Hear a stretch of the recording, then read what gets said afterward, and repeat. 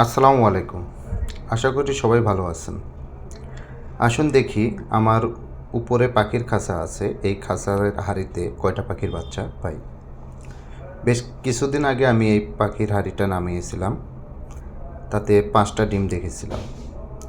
আজকে দেখি এই হাঁড়িতে কয়টা পাখির বাচ্চা পাই। আসলে পাখি আমি শখ করে পালি। প্রথমে এক জোড়া কিনছিলাম, আর এখন আমার অনেকগুলো পাখি হয়ে গেছে।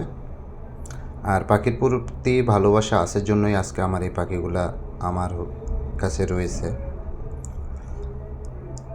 দেখেন, আমি হাঁড়িটা নামালাম, আলহামদুলিল্লাহ বাচ্চা পাওয়া গেছে।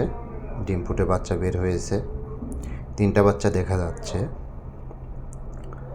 আলহামদুলিল্লাহ।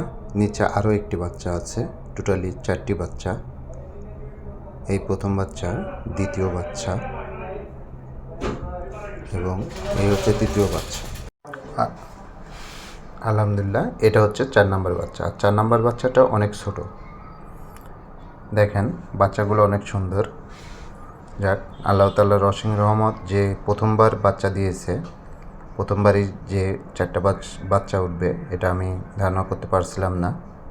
আর এই হলো 5 নম্বর ডিম, আর এই ডিমটা নষ্ট। আসলে ডিমটা শুকিয়ে গেছে, অনেক পাতলা। এখন এই ডিমটা আমরা ফেলে দিব।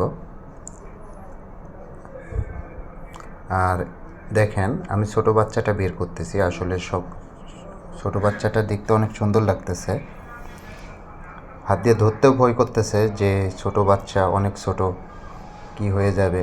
দেখেন ঠিক একটি ইঁদুরের বাচ্চার সমান। যাক, সবাই ভালো থাকবেন।